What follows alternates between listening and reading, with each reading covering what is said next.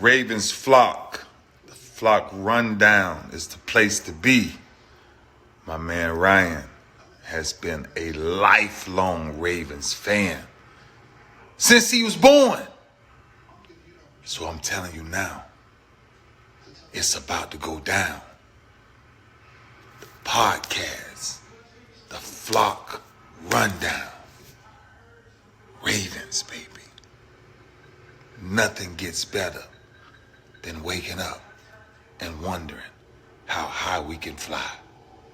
Tune in. Motionless brainwaves attempt to swim their way to sense, can't tame the untamed. Appreciate you, Ray. What's up, Ravens fans? My name is Ryan, and welcome back to another episode of the Flock Rundown. So we got some breaking news on the Zay Flowers investigation. We had a brief update when it originally came out last week, but the police have officially closed the case. Some are using suspended online. Baltimore Banner puts closed, and they have a lot of information about the case that I'll go through. But no charges are being filed, at least right now. If it's officially closed, then it's closed. If it's suspended until there's more information, if there's more information. But there are quite a bit of details in this new Baltimore Banner article. So I just wanted to come on here, read through it, update you guys, and then just kind of give my brief thoughts on it about where this may go and what may have happened. So let's recap what we do know. We know that Zay's girlfriend, ex-girlfriend, made a 911 call on January 16th and was in distress and said that she was scared and was kind of freaking out, but then she hung up and said she didn't need help. Police came out and sat in a parking lot across the street and kind of monitored the house. She closed the blinds, said she was safe. But 5 days later, on the 21st, she goes back to Boston, which I'm guessing she's from, and files a police report. And then here's where some new details emerged, and we're learning a lot more about this specific allegations. So she said that the suspect's brother, suspect being Zay, his brother drew a gun. She states that she was physically assaulted and left with multiple bruises. She told the Acton police that when she originally made the 911 call and the police cars came out to watch the house, that she was glad they arrived. And I quote, because the brother got scared, left the room, put the gun away, and that's what made it stop.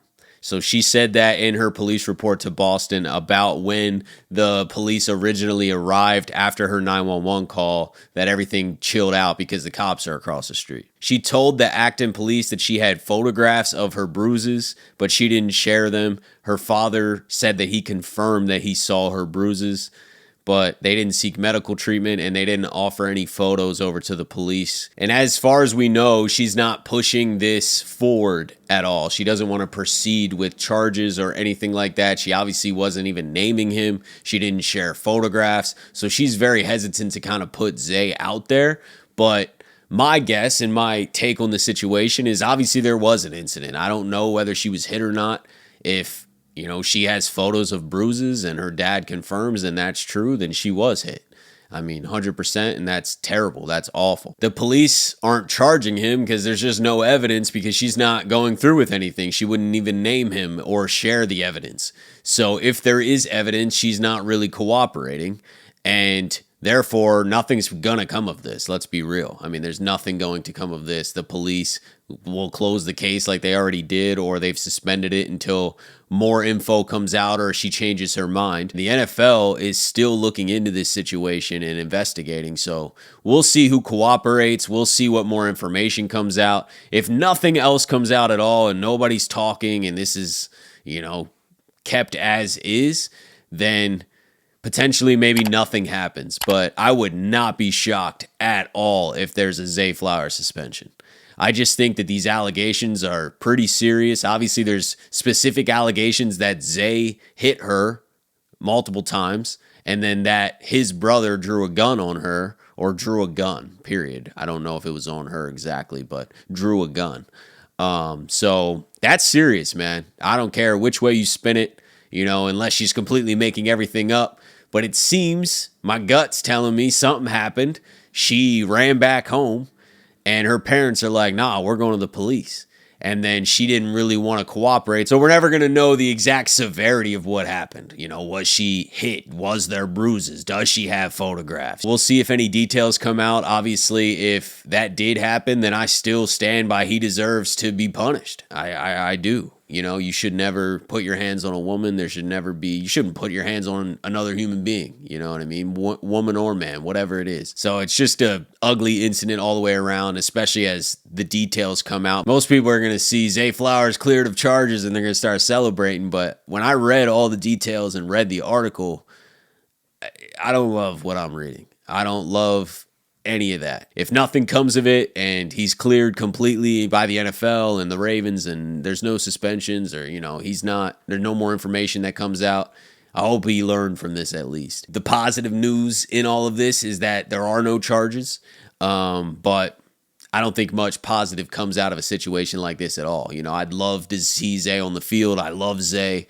The Ravens need Zay, you know what I mean? Zay is one of my favorite players now, but if this is true, then I'm not supporting him. If it's not true and she's exaggerating this to a higher level and that's not what happened, and then it'll just disappear and he's rightfully innocent. So, we'll see. There's still more to play out. The NFL says that they're clearly still looking into this, and a suspension would not shock me. Based off just what we have right now, I don't know if they'll suspend him. They probably got to talk to more people, get a feel for the situation, but the NFL can punish and do whatever they want without any criminal charges at all. So, so can the Ravens. The Ravens can be like, hey, we don't like the smell of this at all. We don't want this even associated with us.